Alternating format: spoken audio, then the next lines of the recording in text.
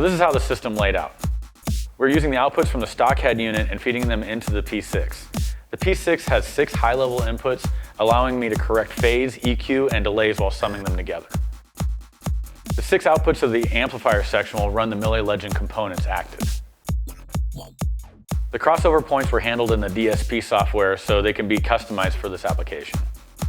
The amp puts out 120 watts to each speaker directly without the crossover sucking up any power.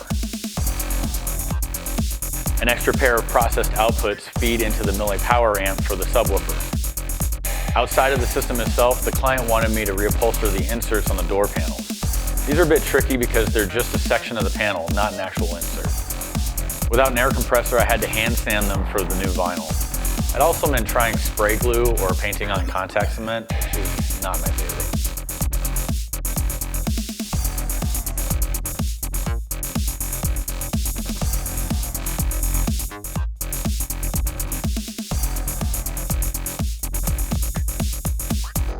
I'm building a sealed enclosure for the sub with the goal of retaining trunk space.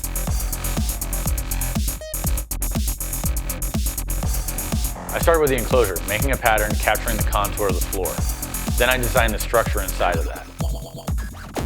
Usually the subwoofer would face toward the back of the trunk, but this 8-inch sub gave me the opportunity to downfire it, protecting the sub and keeping the trunk looking clean.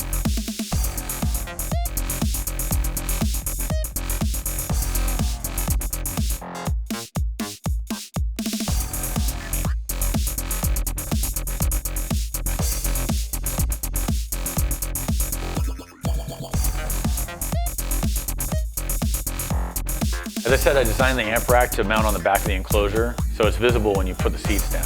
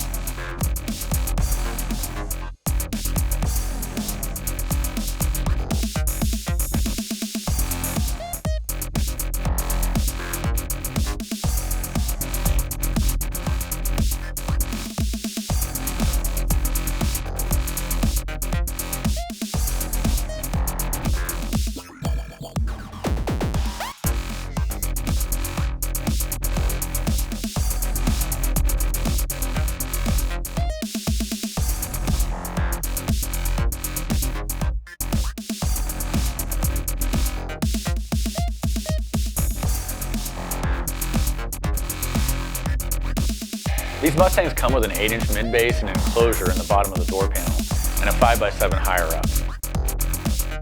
So years ago, I learned that it was easier and resulted in better mid-bass to mount the 6.5 in the 5x7 spot, just disconnecting the 8-inch.